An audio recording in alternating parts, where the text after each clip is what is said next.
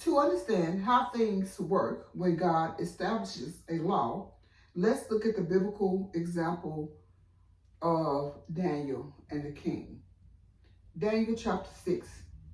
Darius thought it would be a good idea to choose 120 governors to rule throughout his kingdom. He chose 3 men to rule over the 120 governors. Daniel was one of the 3 supervisors. The king put these men in this position to keep anyone from cheating him. Daniel proved himself to be a better supervisor than any of the others.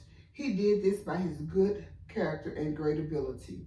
The king was so impressed with Daniel that he planned to make him ruler over the whole kingdom. But when the other supervisors and governors heard about this, they were very jealous. They tried to find reason to accuse Daniel, so they watched what Daniel did as he went about doing the business of the government. But they could not find anything wrong with him, so they could not accuse him of doing anything wrong. Daniel was a man people could trust. He did not cheat the king, and he worked very hard. Finally, they said, we would never find any reason to accuse Daniel of doing something wrong. So we must find something to complain about that is connected to the law of his God. So the 2 supervisors and the governors went as a group to the king. They said, King Darius, live forever.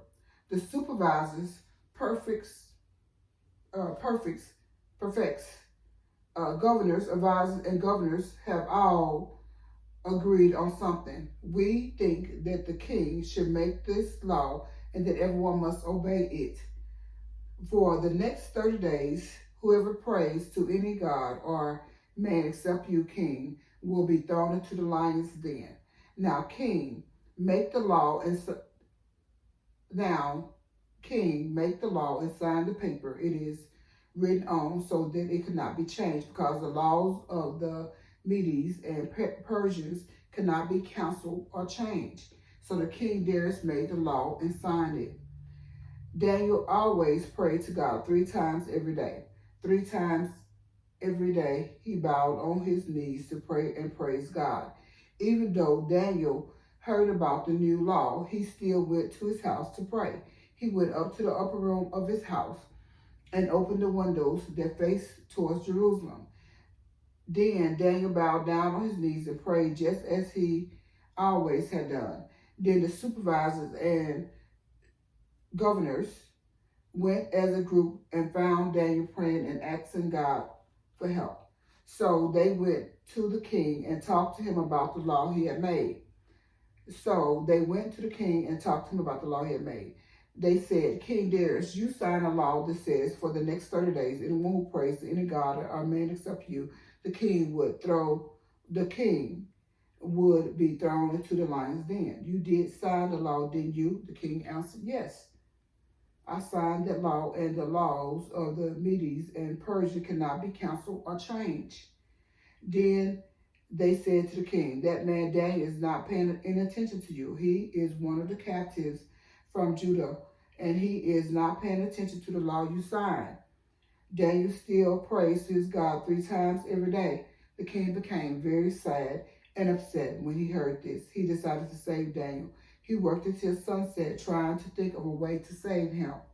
Then the men went as a group to the king and said to him, remember, king, that the law of Medes and Persians says that no law or command signed by the king can ever be canceled or changed. So King Darius gave the order. They brought Daniel and threw him into the lion's den. The king said to Daniel, may the God you serve save you. A big rock was brought and put over the opening of the lion's den. Then the king used his ring and put his seal on the rock. He also used the rings of his officials and put their seals on the rock. This showed that no one could move the rock and bring Daniel out of the lion's den. Then King Darius went back to his house. He did not eat that night. He did not want anyone to come and entertain him. He could not sleep all night. The next morning, King Darius got up just as it was getting light and ran to the lion's den. He was very worried. When he got to the lion's den, he called to Daniel. He said, Daniel, servant of the living God, has your God been able to save you from the lions? You always serve your God. Daniel answered, King, live forever. My God sent his angel to save me. The angel closed the lion's mouth. The lions have not hurt me because my God knows I am innocent. I never did anything wrong to you, King. King Darius was very happy. He told his servant to lift Daniel out of the lion's den. And when Daniel was lifted out of the den, they did not find any injury on his body. The lions did not hurt Daniel because he trusted in his God. Then the king gave a command to bring the men who had accused Daniel to the lion's den. The men and their wives and children were thrown into the lion's den. The lions grabbed them before they hit the floor. The lions ate their bodies and then chewed on their bones.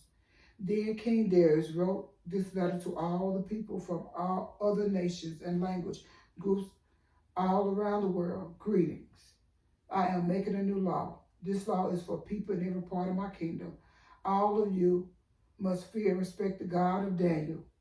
Daniel's God is a living God. He lives forever. His kingdom will never be destroyed. His rule will never end. God helps and saves people. He does amazing miracles in heaven and on earth. He saved Daniel from the lions. So Daniel was successful during the time Darius was king and when Cyrus the Persian was king. So we just read the whole book of, we just read the entire chapter of Daniel chapter 6. And the goal is to help you understand how, just like King Darius, he loved and respected Daniel. And because he knew Daniel respected him, loved him, was loyal to him. He knew Daniel was trustworthy. He knew Daniel did not cheat him. And he did not want to see Daniel die. But because he put in that law where Daniel or the people of his kingdom could not pray to anyone else other than him as king for the next 30 days, and he signed it and put it into law. Once he signed and put that into law for 30 days, it could not be canceled or changed. And see, this helps us understand. It's the same thing with God. God has established laws that he put in place before we existed as human beings. He also established consequences before we existed as human beings. And so those laws and those consequences are what takes place regardless of the choices that we make. Now, God has made some provisions, or he put things in place to help us, and we're going to talk about that, his goodness and the good things he put in place. But sometimes when they're suffering as a result of their choices, their poor choices, their choice to sin, they want to blame God when they have to deal with the negative consequences. Or their loved ones have to deal with the negative consequences, because God let us know in his word in the Old Testament how a curse can pass down from generation to generation.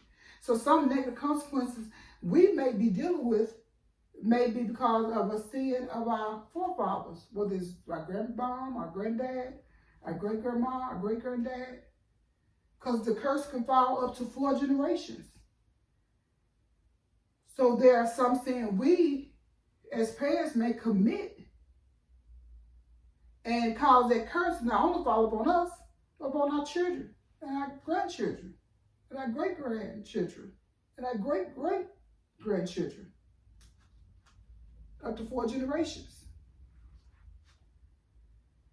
Notice that the king loved and respected Daniel and didn't want to put him in the lion's den to die, but had to due to his law. And let's read part of verse 7 again. It says, for the next 30 days, this was the king's sign, and this was the law. For the next 30 days, whoever prays to any god or man except you, king, will be thrown into the lion's den. Now, king, make the law and sign the paper as it is written on, so that it cannot be changed, because the laws of Medes and Persians cannot be canceled or changed.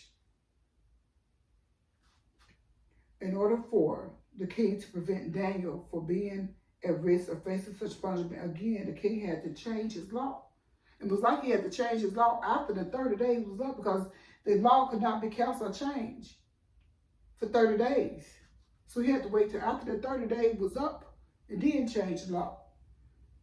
When his law was the same that he originally wrote, it was nothing he could do to stop Daniel from going into the lion's den. God's law worked in a similar way. God established his laws. God also established the consequences for breaking his laws.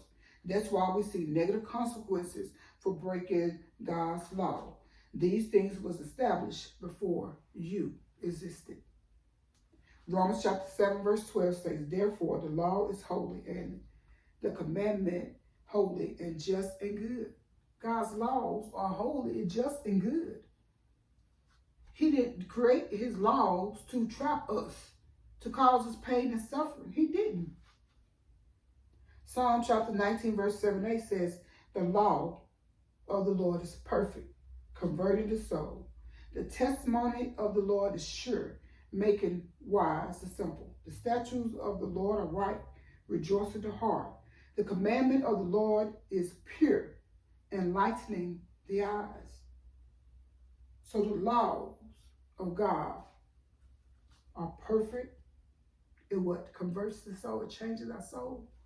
It helps our soul get right, our soul, our heart, our mind get right with Christ. The Lord, the testimony of the Lord is sure, is right, is pure. The laws of God are good.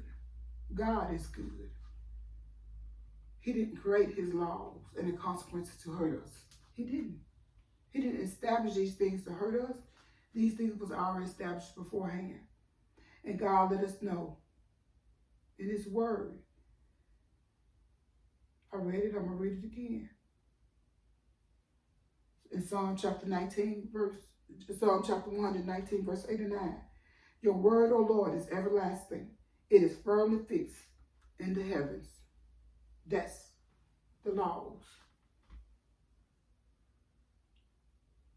Matthew chapter 5 verse 18 says, for I tell you truly, until heaven and earth pass away, not a single jot, not a stroke of a pen will disappear from the law until everything is accomplished. God established his law before we existed. God have made some provision to help us because he established his consequences, negative consequences for breaking his laws. And we as human beings, we are, because man fell, our forefathers, Adam and Eve, fell. Sin automatically came with us. So God did make provision for us. And we're going to talk about those provisions next Sunday, because it shows God is a good God. But so there is a way that some negative consequences we can avoid. But it's a process. It's a process. There are things, actions we have to take, things we have to do. And we're going to talk about that next Sunday. So join me to have a better understanding of God's laws and how it works and the provision God put in place. And seeing that God is a good God regardless. Join me next Sunday so we can dig even deeper into all of this.